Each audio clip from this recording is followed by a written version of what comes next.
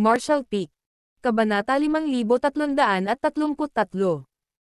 Bagamat 30,000 taon na ang lumipas, ang identity token ng iba pang great passes of the human race ay hindi gaanong nagbago. Kaya naman, nang makita ni Yang Kai ang identity token na ito, alam niyang kabilang ito sa isang 7th Order Open Heaven Realm Master. Kasi may ganun din siyang token. Ang identity token ay naglalaman ng impormasyon tungkol sa kabilang partido, ngunit sa kasamaang palad, ang impormasyong ito ay hindi kumpleto sa ilalim ng pagguho ng panahon. Ang tanging naiintindihan ni Yang Kai ay ang kanyang apelyido at gitnang pangalan, na Zhao at Yi. Ayon sa pagkakabanggit, para sa ibinigay na pangalan, hindi siya makalabas. Ito ay tunay na isang awa. Hindi mabilang na mga tao ang nag-alay ng kanilang buhay sa Black Ink Battlefield, na iniiwan lamang ang kanilang mga pangalan sa Monument of Heroes. Tulad ng para kay Senior Zhao na ito, maaaring hindi niya maiwanan ang kanyang buong pangalan. Ito ay medyo isang kakilakilabot na panahon. Sa henerasyon pagkatapos ng henerasyon, ang mga bayani ng 3,000 mundo ay nagbuwis ng buhay sa Black Ink Battlefield. Ngunit ito ay isang napakagandang panahon din. Sa kabila ng hindi mabilang na mga sakripisyo, ang mga tao ay patuloy na humakbang pasulong upang kunin ang lugar ng mga nahulog, bumangon upang labanan ang isa't isa. Hindi sila natatakot sa kamatayan. Sa wakas ay narating na nila ang Open Heaven Realm pagkatapos ng masusing paglilinang sa loob ng napakaraming taon at napakahaba ng kanilang mga buhay. Kaya sino ba ang hindi magnanais na mabuhay ng mas matagal? Ang Dissection Yub Section Tank Euro ay matatag 1 yen Euro M Euro dan Euro D sa N0V * Elban. Magkagayunman, ang mga tao ay patuloy na nag-aalay ng lahat ng mayroon sila para sa kapakanan ng human race. Ang kapayapaan ng 3,000 mundo ay pinanday ng dugo at buhay ng mga bayaning ito, sa kabila ng higit sa 99% ng mga tao doon ay ganap na walang kamalayan sa pagkakaroon ng Black Ink Clan. Pagkatapos yumuko muli, inalis ni Yang Kai ang space ring at kinuha ang mga labi nitong si Senior Zhao bago tumalikod at lumipad palayo. Ang paghahanap sa kanyang daan pabalik ay isang simpleng bagay para sa kanya, at mabilis niyang hinanap ang tamang direksyon at diretsyong lumipad sa Void Crack. Pagkalipas ng ilang araw, sa space array ng Great Evolution Pass. Ang mga sundalong naka-duty ay nakatitig sa space array ng may matinding atensyon. Hindi lang sila, kundi pati si Old Ancestor Xiao Xiao ay naghihintay dito. Halos isang taon na ang nakalipas mula noong naglakbay si Yang Kai sa Wind at Cloud Pass gamit ang Hyperspace Array. Di nagtagal. Nagpadala ng mensahe ang Wind at Cloud Pass upang ipaalam ang sitwasyon. Sa makatuwid, alam ng Old Ancestor Xiao Xiao na hinahanap ni Yang Kai ang Great Evolution Pass, core sa Void Crack ngayon. Ngunit kung mahanap niya ito o hindi, o kahit na nawala ang core ng Great Evolution Pass sa Void Crack, ay haka-haka pa rin. Ang magagawa na lang ngayon ng Great Evolution Army ay maghintay. Kasabay nito, umaasa rin sila na tama ang hula ni Yang Kai, kung hindi, ang pagkawala ng core ay magiging lubhang nakapipinsala sa paparating na krusada. Sa ilang mga punto, ang space array ay biglang nagsimulang umungol at ito ay lumiwanag habang ang isang portal ay dahan-daang lumitaw. Ang matandang ninuno na si Xiao Xiao, na nakatingin ng mabuti, ay biglang pinaikit ang kanyang mga mata. Nagmamadali ring kumilos ang mga naka-duty na sundalo para hanapin ang pinagmulan ng transmission. Ngunit bago pa nila maisip kung ano ang nangyayari, isang pares ng mga kamay ang biglang lumabas sa portal. Isang misteryosong puwersa ang lumabas mula sa mga kamay na iyon habang mahigpit silang naghihiwalay sa isa't isa, pilit na binubuksan ang portal na hindi pa ganap na nabubuo. Sa susunod na sandali, ang figure ni Yang Kai ay tumalon palabas ng portal at nakahinga ng mahabang buntong hininga.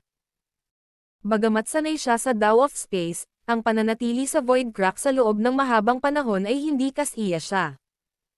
Ang pakiramdam ng kawalan ng laman at kaguluhan ay magdudulot ng pagkabalisa sa sinuman. Nararamdaman ang kay Old Ancestor Xiao Xiao, mabilis na naglakad si Yang Kai palapit sa kanya. Well, tanong ng matandang ninuno na si Xiao Xiao. May nahanap ako. Mga ad ng Pub Future. Habang nagsasalita, ibinigay ni Yang Kai ang space ring sa Old Ancestor at kasabay nito ay kinuha ang labi ni Senior Zhao. Bahagyang nanlabo ang mata ng matandang ninuno nang una niyang pagmasdan ang bangkay. Pagkaraan lamang ng ilang sandali ay sa wakas ay napagmasdan niya ang mga nilalaman ng space ring. Hindi nagtagal, nagpakawala rin siya ng mahabang buntong hininga. Nang makita ito, nagtanong si Yang Kai sa mahinang boses, ito ba ang core? Tumanggaw si Xiao Xiao sa kanyang paninindigan, it's the core. Sa wakas ay nakapagpahinga na si Yang Kai. Talagang natatakot siya na ang puting Jade Tree ay hindi core ng Great Evolution Pass. Kung hindi, magiging walang saysay ang paglalakbay na ito. Ito ba ang sundalong nag-iwan ng Great Evolution Pass kasama ang core noong araw na iyon? Tanong ng matandang ninuno na si Xiao Xiao, nakatingin sa mga labi. Tumanggaw si Yang Kai, oo. Hindi maingat na sinuri ni Yang Kai ang mga labi sa void crack, ngunit ngayong nailabas na niya ang mga ito, nalaman niyang may malaking sugat sa likod nito, sapat na malalim para makakita ng buto. Kahit na pagkatapos ng maraming taon, hindi ito nagpakita ng mga palatandaan ng paggaling. Madaling isipin na noong malapit nang masira ang Great Evolution Pass. Malamang na kinuha ng lalaking ito na may apelyidong Zhao ang core at pumasok sa space array, naghahanda na ipadala ito sa Wind at Cloud Pass. Ngunit sa sandaling na-activate ang Hyperspace Array, tiyak na nakapasok na ang Black Ink Clan. Kailangang pigilan ng mga sundalo roon ang space array sa pagpapatakbo, na naging sanhi ng pagkaligaw ng transmission, at matinding nasugatan siya sa proseso.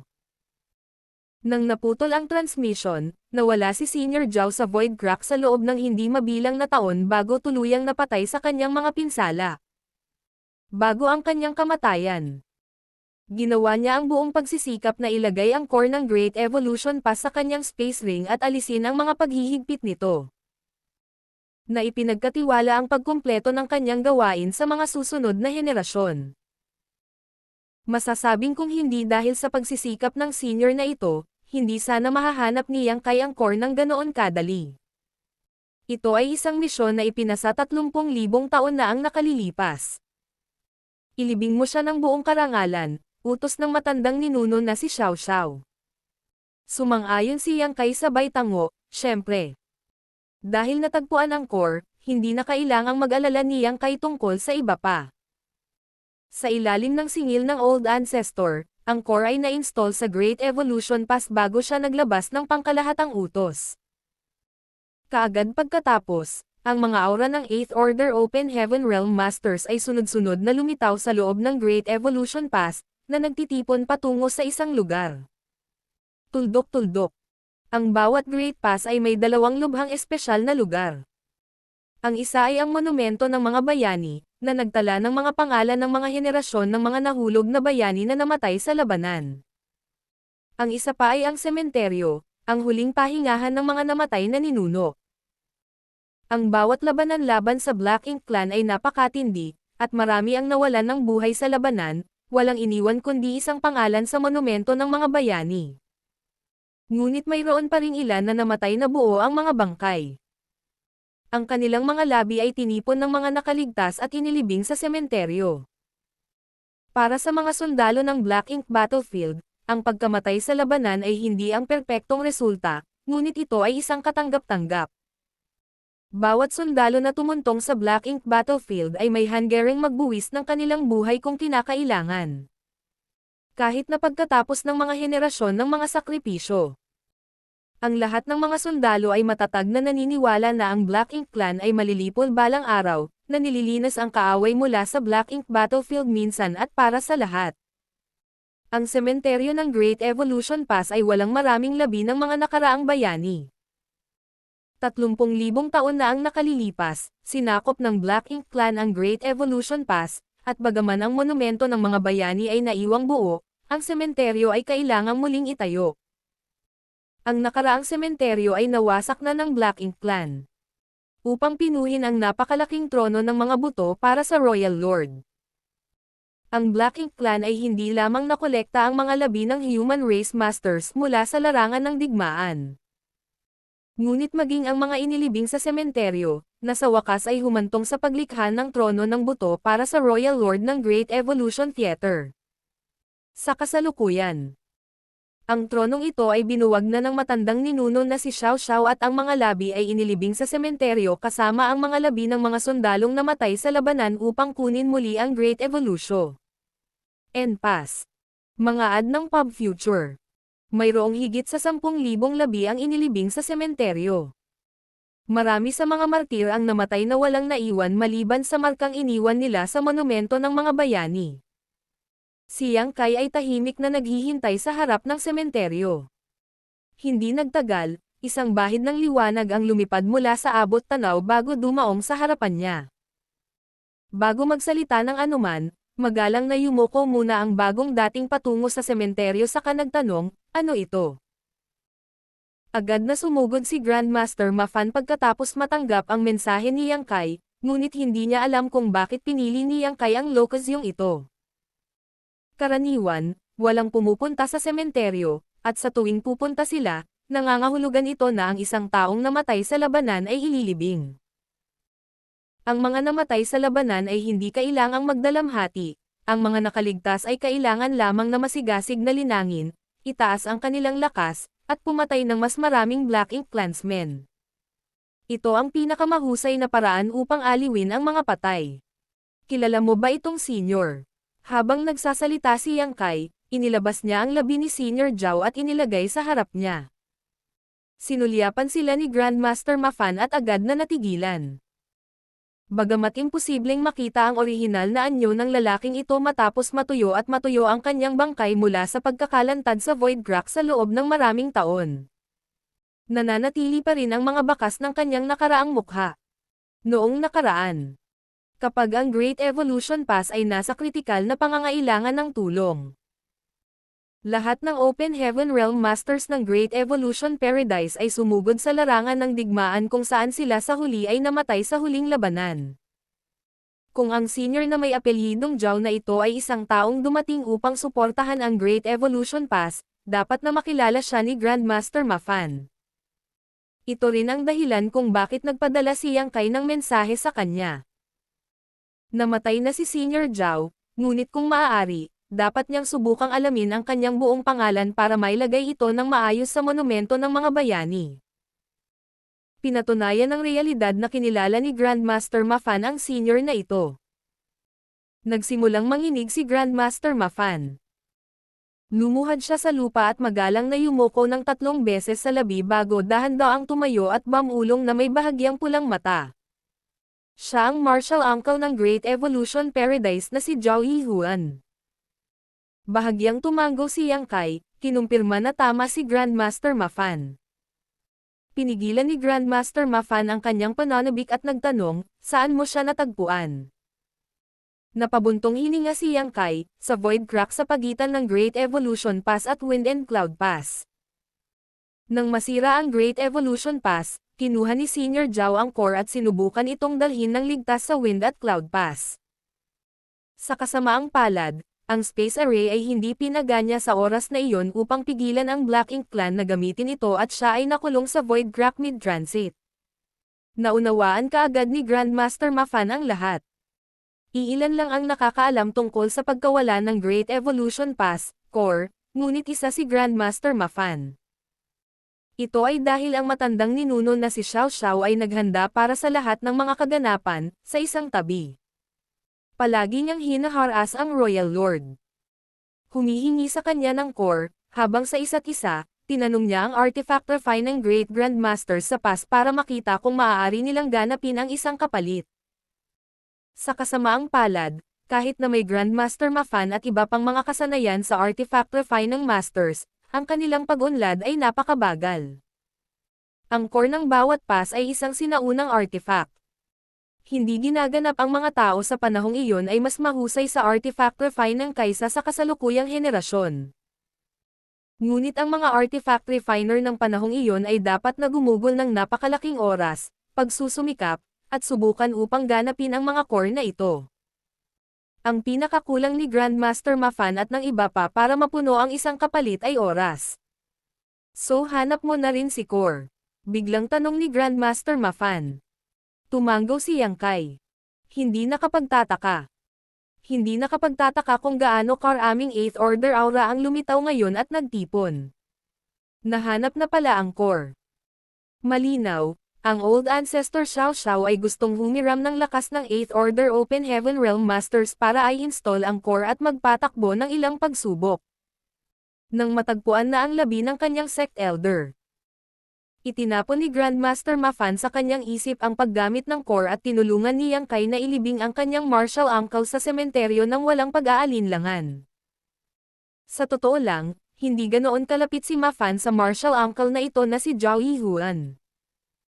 Sa panahon na bumagsak ang Great Evolution Paradise, si Grandmaster Mafan ay kamakailan lamang na pumasok sa sect at isa lamang siya sa maraming kabataang disipulo. Kahit na siya ay lubos na iginagalang ng kanyang pinarangalan na guro, hindi siya nakipag-ugnayan sa napakaraming nangangailangan ng masters ng sect. Sa katunayan, ilang beses pa lang niya nakita itong martial uncle Zhao. Lalo niyang naalala ang araw kung kailan ang lahat ng Open Heaven Realm Masters ng Great Evolution Paradise ay pinakilos. Ang martial uncle Zhao na ito, tulad ng maraming iba pang martial uncles and ancestors, ay tumingin pabalik sa gate ng Great Evolution Paradise bago umalis at hindi na bumalik. Nang muli silang magkita, pinaghiwalay na sila ng buhay at kamatayan. Ang mga labi ni Martial Uncle Zhao ay natagpuan na. Ngunit ang mga labi ng kanyang Hunord Master at marami sa kanyang mga senior brothers at senior sisters na nakarating sa Open Heaven Realm ay wala kahit isang buto. Matapos mailibing ang mga labi ni Senior Zhao Yihuan, si Grandmaster Mafan ay personal na nagpunta sa monumento ng mga bayani upang makita ang kanyang pangalan dito. Sinamahan siya ni Yang Kai. Ang mga labi ay ibinalik niya, kaya natural na kailangan niyang tapusin ang kanyang nasimulan. Naduraj ang puso ni Yang Kai nang pagmasdan niya ang maraming pangalan sa monumento ng mga bayani. Ilang siglo pa lang ang nakakaraan mula noong dumating siya sa Black Ink Battlefield, ngunit kahit ganoon, naranasan niya ang pagkawala ng hindi mabilang na mga kapantay. Sa labanan laban sa Black Ink clan sa Royal City, masasabing namatay si Chi Taichu sa ilalim ng kanyang utos. Kahit na siya ay bihasa sa Dao of Space at hindi magagapi sa kanyang mga kasamahan, hindi niya mailigtas ang buhay ni Chi Taichu sa isang magulong larangan ng digmaan. Ito ang pinakadakilang panghihinayang niya sa Black Ink Battlefield sa ngayon, at ayaw na niyang maranasan muli ang ganoong bagay. Iyon ang dahilan kung bakit kailangan niyang maging mas malakas. Tahimik na nanalangin si Yang Kai na walang madagdag na bagong pangalan sa monumento ng mga bayani at ang lahat ng mga sundalong sasali sa krusada ay makabalik ng ligtas. Biglang umalangaw-ngaw ang isang humuhuni mula sa isang lugar sa loob ng Great Evolution Pass bago ito nagsimulang manginig ng marahas, na naging sanhi ng pagkawala ni Yang Kai. Kaagad pagkatapos, ang mga numero ay nagmamadaling lumipad ng mataas upang magsiyasat sa lahat ng direksyon, isa-isa. Sa susunod na sandali, isang invisible shockwave ang mabilis na kumalat mula sa kung saan. Naging seryoso ang ekspresyon ni Yang Kai nang lumingon siya kay Grandmaster Mafan. Sinabi ni Grandmaster Mafan sa mabigat na boses, na-activate na ang core. Ngayon lang napagtanto ni Yang Kai ang nangyari. Sa sandaling iyon, naisip niya na ang Black Ink clan ay dumating upang sumalakay. Nagulat siya, ang core na ibinalik niya ay na-activate.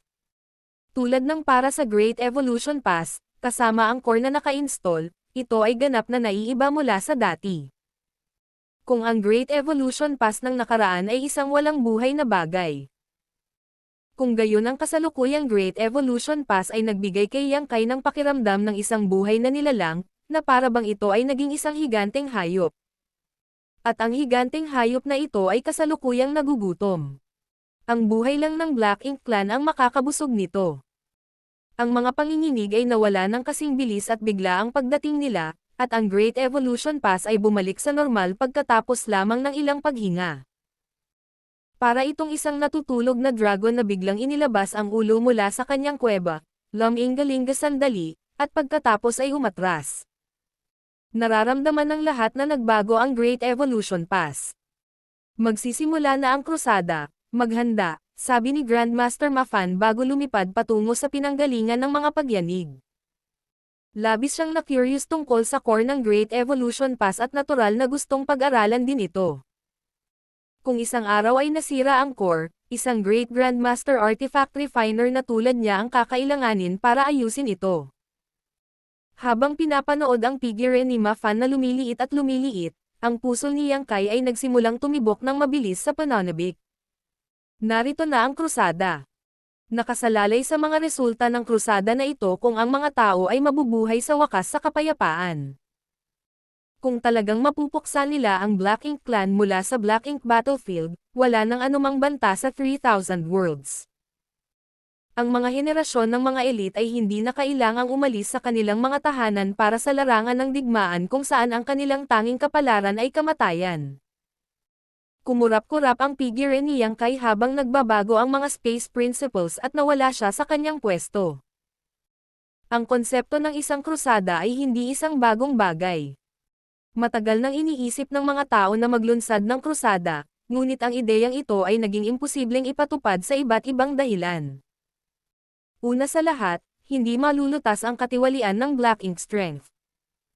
Ang humans ay may hindi mabilang na mga panahon ng karanasan sa pagtatanggol sa Great Passes at paglaban sa pagsalakay ng Black Ink Clan. Ngunit kung sila ay aktibong magpapatuloy sa pagkakasala, napakaraming mga variable ang papasok sa equation. Walang makakapaggarantiya na ang isang krusada ay magiging matagumpay. At kung ang mga bagay ay hindi mangyayari gaya ng plano, ang buong linya ng depensa ng Black Ink Battlefield ay malamang na bumagsak. Sa oras na iyon, kahit na ang Dragon at Phoenix clans ay nagtatanggol sa No Return Pass, hindi pa rin nila magagawang labanan ang pagsalakay ng Black Ink Clan at ang panganib na sasapitin ang 3,000 mundo. Hanggang sa pumasok si Yang Kai sa Black Ink Battlefield na unti-unting nabuo ang mga totoong plano para sa isang krusada. Para siyang partikular na nagpakita para gawing posible ang counterattack ng human race. Ang Black Ink Strength, na nagbigay ng sakit ng ulo sa matataas na antas ng hindi mabilang na henerasyon, ay madaling nalutas pagkatapos ng kanyang pagdating. Kung ito man ay ang Purifying Light o ang Purifying Black Ink Pills na binuo mamaya, humans sa wakas ay nagkaroon ng paraan upang labanan ang katiwalian ng Black Ink Strength. Dahil sa dalawang pamamaraang ito, wala ni isang tao ang napinsala ng Black Ink Strength sa nakalipas na ilang siglo. Hindi lamang iyon, ngunit maraming mga Black Ink disciples na lumitaw sa larangan ng digmaan ay nahuli at nailigtas. Matapos malutas ang problema ng Black Ink Strength, ang susunod na kailangang isaalang-alang ng humans ay mga mapagkukunan. Ang mga mapagkukunan ay napakahalaga sa anumang digmaan. Ang mga magsasaka ay nangangailangan ng mga mapagkukunan upang pagalingin ang kanilang mga sugat, linangin, ayusin ang mga spirit array, pinuhin ang mga worship, at iba pa. Ang Black Ink Battlefield ay napakayaman sa mga materyales dahil mayroong napakalaking dami ng patay na universe world na pagmiminahan ang mga ito. Magkagayunman, napakahirap para sa mga tao na kunin ang mga mapagkukunang ito. Maaari lamang silang magmina ng ilang mga mapagkukunan sa loob ng saklaw ng Great Passes pagkatapos ng bawat digmaan. At ang oras na mayroon sila ay hindi hihigit sa ilang dekada dahil kailangan nilang umatras bago dumating ang susunod na pag-atake ng Black Ink Clan. Ang malaking bahagi ng mga mapagkukunan na ginamit ng mga tao ay ipinadala mula sa 3,000 mundo. Dahil dito, ang mga tao sa iba't ibang passes ay magrelasyon ng lahat, mula sa mga mapagkukunan ng pagtatanim hanggang sa pagkain at damit. Ang bawat piraso ng material ay mahirap na napanalunan, at ang bawat open heaven pill ay napakahalaga. Ang mga hindi pa nakapunta sa Black Ink Battlefield ay mahihirapang isipin na ang isang grupo ng high-rank open heaven realm cultivator ay mamumuhay ng ganoon katipad. Ngunit nalutas din ang problemang ito sa pagdating ni Yang Kai. Ang paglaganap ng Void Yin-Yang Mirrors ay naging napakadali para sa Great Passes na magmina ng mga mapagkukunan. Ang mahiwagang hanay ng mga artifact na ito ay tila espesyal na naimbento para sa Black Ink Battlefield. Sa panahon ng digmaan para mabawi ang Great Evolution Pass. Inutusan ni Xiang Shan ang artifact refiners ng East-West Army na pinuhin ang libu-libong puppet para lang maakit ang atensyon ng Black Ink Clansmen sa Great Evolution Pass. Ang halaga ng mga mapagkukunan na kanyang ginastos ay napakalaki. Hindi niya kailanman pinangarap na gumawa ng ganito bago lumitaw ang Void Yin-Yang Mirrors.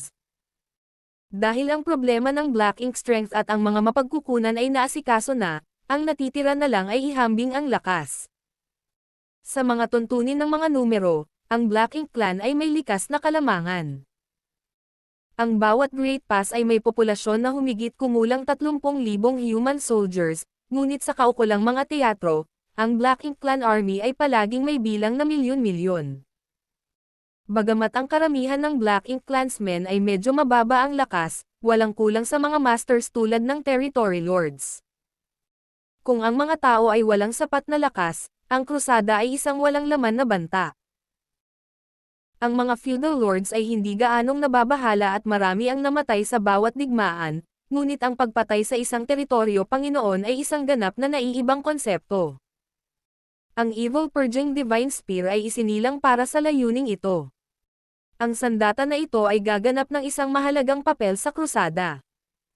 Upang itago ang tool na ito. Ang Great Evolution Army. Sa kabila ng pagkakaroon ng ganoong mga armas, ay hindi kailanman gumamit ng Evil Purging Divine Spears kahit gaano pa karami ang nasawi sa misyon na makuha muli ang Great Evolution Pass. Dahil kapag ginamit na ito, mabilis na kumalat ang balita sa iba pang mga sinehan at ang Black Ink Clan ay magkakaroon ng kanilang mga bantay laban dito.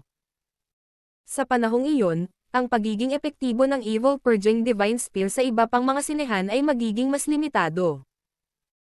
Ito ay isang trump card na maingat na binuo at itinago ng human race, at tiyak na magbibigay ito ng malaking hindi kasiya siyang sorpresa sa Black Ink Clan. Ang pagsilang ng Evil Purging Divine Spear ay nauugnay din kay Yang Kai. Kahit na ang artifact na ito ay nilikha ni Grandmaster Mafan, ang Purifying Light sa bawat Evil Purging Divine Spear ay personal na tinatakan doon ni Yang Kai. Isinasaalang-alang ang lahat, ang krusada na ito ay halos hinimok ng isang solong tao, na nagbabago ng isang ideya sa katotohanan. Paanong hindi pinahahalagahan ng Human Ninth Order Old Ancestor si Yang Kai? Ito ang dahilan kung bakit nagbayad sila ng ganoong halaga para magkaroon ng kasunduan sa Dragon Clan na ipadala siya sa No Return Pass. Kahit na siya ay hindi magagapi sa kanyang mga kapantay, ang lakas ng isang 7th Order Open Heaven Realm Master ay hindi pa rin sapat sa grand scheme ng mga bagay. Sa pamamagitan lamang ng kanyang bagong Ancient Dragon form maaari siyang magkaroon ng sapat na lakas upang protektahan ang kanyang sarili sa larangan ng digmaan. Hindi pa rin alam ni Yang Kai kung anong halaga ang ibinayad ng mga ninuno para magkaroon siya ng pagkakataong makapasok sa Dragon Pond. Walang sinabi ang matandang ninuno na si Xiao Xiao, ni hindi rin siya nagtanong dahil walang kabuluhan na gawin iyon. Ang pagpatay sa higit pa sa Black Ink Clansmen sa larangan ng digmaan ay ang pinakamahusay na paraan upang mabayaran ang Ninth Order Masters. Muli na namang sinimulan ni Yang Kai ang pagbubuklod ng Purifying Light sa Evil Purging Divine Spears. Nasil na niya ang Purifying Light sa maraming sibat, ngunit mas marami ang naipon sa paglipas ng mga taon. Ngayong malapit na ang krusada, natural na mas mainam na magkaroon ng pinakamarami sa mga sibat na ito hanggat maaari upang harapin ang mga feudal na Panginoon at mga Panginoon ng teritoryo. Halos lahat ng artifact refiner ng iba pang Great Passes ay nagsumikap ng husto upang pinuhin ang mga sibat na ito at ipadala ang mga ito sa Great Evolution Pass. Matapos masil ang Purifying Light, pinabalik ni Yang Kai ang mga batch ng mga sibat na ito. Habang si Yang Kai ay puno ng mga kamay, ang mga sundalo ng Great Evolution Pass ay hindi idle. Sa kasalukuyan, ang isang malaking bilang ng mga Universe World ay natipon sa paligid ng Great Evolution Pass at 10,000 mga sundalo ay nagmimina ng mga mapagkukunan ng walang pahinga. Kung sumiklab ang digmaan, ang kalmado at mapayapang mga araw na ito ay magwawakas. Naturally, kinailangan nilang samantalahin ang pagkakataong ito upang makaipon ng mas maraming mapagkukunan. Unti-unting lumipas ang oras. Sa isang kisap mata, isang taon na ang lumipas. Sa labas ng Great Evolution Pass, ang mga miyembro ng Dawn Squad ay abala sa isang universe world, kasama si Yang Kai. Natapos na ni Yang Kai ang naipon na Evil Purging Divine Spears 2 buwan na ang nakakaraan, ngunit hindi pa siya nagpapahinga at sa halip ay pumunta na siya para tumulong. Kung magpapadala sila sa kanya ng higit pang Evil Purging Divine Spears mamaya, natural niyang tatatakan ang Purifying Light pagkatapos nilang maabot ang isang tiyak na halaga. Biglang lumabas ang nakakagulat na aura mula sa loob ng Great Evolution Pass. Kahit na daan-daang libong kilometro ang layo, ang aura na ito ay maringal at kahanga-hanga. Ang aura ay walang iba kundi ang matandang ninuno. Ang lahat ng abalang tao ay agad na huminto sa kanilang ginagawa at tumingin sa Great Evolution Pass. Sa kabilang banda, malinaw na umalangaw-ngaw ang boses ni Old Ancestor Xiao Xiao, Great Evolution Army, magtipon sa loob ng pass. Matapos ay relay ang mga utos, nawala ang aura na para bang hindi ito umiral. Tumingin si Yang Kai sa kalapit na Shen Ao habang nagbago ang kanyang ekspresyon. Nagpakawala ng mahabang buntong hininga si Shen Ao, oras na. Bahagyang tumango si Yang Kai bilang pagsang-ayon. Magsisimula na ang krusada. Tara na, sigaw ni Yang Kai, pinangunahan ang kanyang squad papunta sa Great Evolution Pass. Nobela. Sa kawalan, ang iba pang mga squad na nagmimina sa Universe World ay nagsimulang magtipon patungo sa Great Evolution Pass na parang mga ibon na bumalik sa kanilang pugad. Wala pang isang oras, 10,000 sundalo ng Great Evolution ang nagtipon sa gitnang plaza bago ang monumento ng mga bayani. Bagamat napakaraming tao ang nagtipon dito, wala ni isang tunog ang maririnig. Isang nakakabinging katahimikan at nakakatakot na aura ang bumalot sa plaza. Ang matandang ninuno na si Xiao Xiao ay nakatayo sa harapan ng lahat, na nakasuot ng simpleng damit. Sa kaliwa niya ay ang Eastern Army Commander na si Xiang Shan at ang Western Army Commander na si Liu Jiping. Sa kanyang kanina ay ang Southern Army Commander Ouyang Lai at ang Northern Army Commander na si Mi Jinglun. Sa likod nila ay ang 8th Order Division Commanders. May kabuuang 74 na katao. Sa orihinal, mayroong 73, ngunit si Shu Linggang ay umabant sa 8th Order 200 taon na ang nakararaan, kaya ngayon ay may isa pa. Maaaring mukhang marami, ngunit kailangang tandaan noong unang itinatag ang Great Evolution Army, ang 4 na army ay may kabuuang mahigit 60,000 sundalo at 128 Order Masters. Upang muling makuha ang Great Evolution Pass, 12 ng mga 8th Order Masters ang namatay, at halos kalahati ng mga sundalo ng Great Evolution Army sa ibaba ng 8th Order ay bumagsak. Sa nakalipas na 30,000 taon. Bukod sa araw na nilabag ang Great Evolution Pass. Ang mga nasawi sa digmaan upang mabawi ang Great Evolution Pass ay walang alinlangan ang pinakamataas at pinakatrahedya. Kabanata 5335. Ang bawat labanan sa Black Ink Clan ay lubhang mapanganib. Ang digmaang ito ay may kaugnayan sa kaligtasan ng dalawang lahi, kaya lahat ay may dahilan upang patayin ang kalaban. Sa sandaling iyon, ang malinaw at nakakakilabot na boses ni Old Ancestor Xiao Xiao ay umalangaw-ngaw mula sa harapan. Higit sa 360 taon na ang nakalilipas, ang Great Evolution East-West Army ay itinatag sa Wind and Cloud Pass, at ang North-South Army ay itinatag sa Azure Void Pass. Magkasamang nagmarcha ang dalawang hukbo patungo sa Great Evolution Theater, at pagkatapos ng mahabang digmaan na umabot sa mahigit 150 taon, sa wakas ay nabawi namin ang Great Evolution Pass.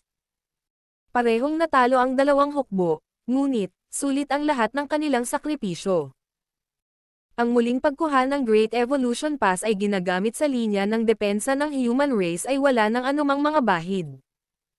Ngunit ang muling pagkuha ng Great Evolution Pass ay hindi ang aming pinakalayunin, ito ay ang panimulang punto lamang. Marahil marami sa inyo ang nakarinig ng isang krusada sa paglipas ng mga taon at sabik na inaabangan ito. Ngayon, handa na ang Great Evolution Pass, gayon din ang lahat ng iba pang Great Passes. Ang Black Ink Clan ay nagdulot ng kalituhan sa Black Ink Battlefield sa loob ng hindi mabilang na milenyo.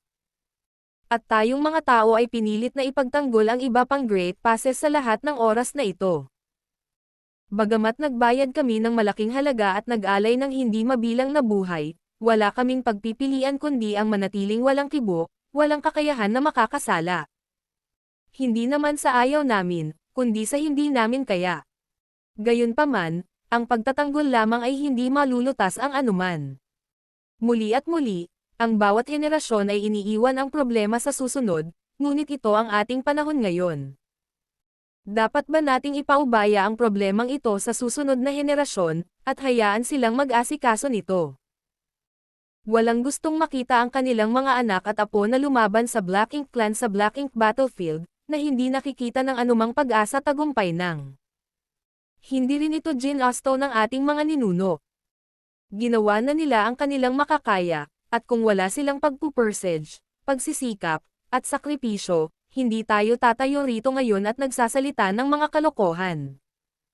Kaya kailangan nating simulan ang krusada na ito.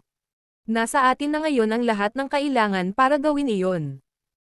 Ipinanganak tayo sa magandang panahon, dahil tayo ang magiging henerasyong ganap na magwawakas sa Black Ink Clan. Masasaksihan natin ang pagtatapos ng dakilang digmaang ito na tumagal ng hindi mabilang na mga taon, at bawat isa sa inyo ay gaganap ng mahalagang papel dito. Sa pagkakataong ito, tatapatan natin ang Royal City at papatayin ang bawat kalaban. Walang maliligtas kahit isa. Ang boses ng matandang ninuno na si Xiao Xiao ay unti-unting lumakas habang ang kanyang balingkinitang figure ay tumaas, na nagbibigay ng marangal at marilag na aura. Patayin! Sigaw ni Xiang Shan, na nakatayo sa likuran niya. Patayin! Sabay-sabay na sigaw ng 8th Order Division Commander Masters. Patayin! Patayin! Patayin! Ang mga tinig ng 10,000 sundalo ay yumanig sa mundo habang ang buong Great Evolution Pass ay nababalot ng isang kapansin-pansing hangarin na pumatay. Naramdaman ng bawat sundalo na kumukulo ang kanilang dugo at hindi na makapaghintay na mahanap ang mga Black Ink Clansmen na papatayin. Itinaas ng matandang ninuno na si Xiao Xiao ang kanyang kamay at agad na huminto ang sigaw ng labanan. Ang kanyang mga mata ay dumaan sa buong hukbo habang malumanay niyang sinabi, ang mga patay ay hindi makakapagsaksi sa tagumpay. Sa pamamagitan lamang ng pagligtas ay makikita natin ang katapusan ng Black Ink Clan. Pagkasabi nito, yumoko siya sa libu-libong sundalo. Yumoko rin ang ilang dosenang 8th Order Division Commander Masters sa likod niya. Siya ay nagbibigay galang sa lahat ng mga sundalo na nagsakripisyo ng kanilang sarili sa hindi mabilang na mga taon upang maging posible ang paparating na krusada. 10,000 sundalo ang yumoko bilang ganti. Ang matandang ninuno na si Xiao Xiao ay tumuwid at sumigaw, lahat, ihanda ang inyong sarili. Ang krusada, nagsimula na. Mga ad ng Pub Future. Kumurap-kurap ang kanyang figure at nawala. Mabilis ding naghiwa-hiwalay ang ibang 8th Order Masters. Bagamat sinabi ng matandang ninuno na si Xiao Xiao na sisimulan na nila ang krusada ngayon, ang Great Evolution Pass ay medyo malayo pa rin sa Royal City, kaya magtatagal sila para makarating doon. Nang umatras ang Great Evolution East-West Army mula sa Royal City patungo sa Great Evolution Pass. Inabot sila ng isang buong buwan upang makabalik, at iyon ay naglalakbay sa isang tuwid na linya nang walang anumang uri ng mga sagabal. Nang akmang hahakbang pasulong si Yang Kai, isang boses ang biglang tumawag sa kanya, dahilan para mapalingon siya at bahagyang tumango. Matapos utusan ang mga tao mula sa Don na umalis, pumunta si Yang Kai sa Eastern Army Headquarters. Ang nagpadala sa kanya ng transmission ngayon ay si Xiang Shan. Hindi lang si Yang Kai ang pinatawag. May ilan pang iba. Old Turtle Squad Leader, Chai Fang, Profound Wind Squad Leader, Magao, Snow Wolf Squad Leader, Yao Kangcheng. Binibilang ang Dawn Squad ni Yang Kai, lahat ng 4 na Special Operations Squad ng Great Evolution Army ay tinawag na. Ang bawat isa sa mga elite na squad na ito ay nagtataglay ng kapangyarihang panlaban na higit pa sa iba pang mga squad. Kabilang sa mga ito, ang Old Turtle Squad ay kapareho ng Dawn, na conscripted mula sa Blue Sky Pass habang ang Profound Wind at Snow Wolf Squads ay nagmula sa iba pang passes. Magkagayunman, naging miyembro sila ng Great Evolution Army pagkatapos na may talaga rito, anuman ang kanilang pinagmulan. Nakipagtulungan si Yang Kai sa dalawang squad na ito dati. Nang salakayin ng Great Evolution East-West Army ang likuran ng Black Ink Clan, inutusan siya ni Xiang Shan na tumungo sa Great Evolution Pass para hanapin ang North-South Army. Matapos makumplito ang kanyang misyon, hindi kaagad umalis si Yang Kai at sa halip ay sumali sa North-South Army upang harangan ang Black Ink Clan sa Great Evolution Pass. Sa labanang iyon, pinamunuan niya ang dalawang elite na squad na ito na tumawid sa larangan ng digmaan ng ilang beses. Sinira ang mga linya ng Black Ink Clan at pinaghiwa-hiwalay sila sa mas madaling pamahalaang mga grupo. Sa labanang iyon, maraming beses na niyang ginamit ang Golden Crow Casts the Sun para buksan ang landas, na pumatay sa hindi mabilang na Black Ink Clansmen sa proseso. Si Magao at Yao Kangcheng ay labis na humanga kay Yang Kai. Sila rin ay mga veteranong 7th Order Masters, kung hindi sila magiging squad leaders ng Special Operations Squads. Ngunit wala silang sino mang kasing bangis ni Yang Kai sa kanilang mahabang karera sa Black Ink battlefield. Bagamat bihirang magpakita si Yang Kai sa paglipas ng mga taon, nakipag-ugnayan siya sa dalawang ito, kaya hindi siya estranghero sa kanila. Ang pulutong ng 10,000 mga sundalo ay nagkahiwa-hiwalay na ngayon. Dahil nagsimula na ang krusada, natural na kailangan nilang gumawa ng mga paghahanda para makipag-ugnayan sa Black Ink Clan. Ang 4 na squad leaders lamang ang tumungo sa Eastern Army Headquarters. Nagkatinginan sila bago nagtanong si Chai Fang, "Ngumisi, mahuhulaan mo ba kung bakit tayo hinahanap ni Big Head Siang?" Kumunat ang sulok ng noo ni Yang Kai. Lalong nabigla sina Magao at Yao Kangcheng sa address ni Chai Fang. Bagamat ang mga moniker na Big Head Siang at Big Head Mi ay nagsimula sa Old Ancestor at kumalat na sa Great Evolution Pass, ginamit lang ito ng lahat ng pribado. Wala talagang maraming tao tulad ni Chai Fang na tahasang ginamit sila sa publiko. Naramdaman ng matandang ninuno na sina Xiang Shan at Mi Jinglun ay parehong mga taong may pag-iisip na kasing lawak ng dagat, kaya dapat ay malaki ang ulo nila. Gayunpaman, kahit na maaaring tawagin sila ng matandang ninuno at Ouyang Lai, ang 7th Order Masters ay hindi maaaring gumamit ng gayong mga moniker ng malaya. Kung narinig sila ni Xiang Shan, sila ay nasa malaking problema. Mga ad ng pub future. Hindi ito sineryoso ni Chai Fang, gayunpaman, at sinabi lang, "Big Head," ang papuri ng matandang ninuno para sa dalawang iyon, ano ang mahalaga kahit marinig nila ito. Sa sandaling matapos siyang magsalita, isang usher na kamay ang biglang nagunat mula sa Eastern Army Headquarters, humawak kay Chai Fang.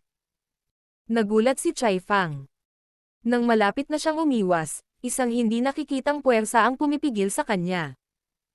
Hinawakan siya ng higanteng kamay at walang awa na itinapon palabas. Si Chai Fang ay nawala sa paningin ng lahat, na sinabayan ng kanyang papalayong hiyaw. Si Yang Kai at ang dalawa pa ay panakaw na sulyap sa kumukupas na figure, ngunit ang kanilang mga ekspresyon ay nanatiling hindi nagbabago kahit na nakita ito. Umakto sila na parang wala silang nakita. Tanong ni Magao, nagtanong si Brother Chai ng magandang tanong, bakit kami pinatawag ng mga nakatataas sa pagkakataong ito? Kuya Yang, may alam ka ba?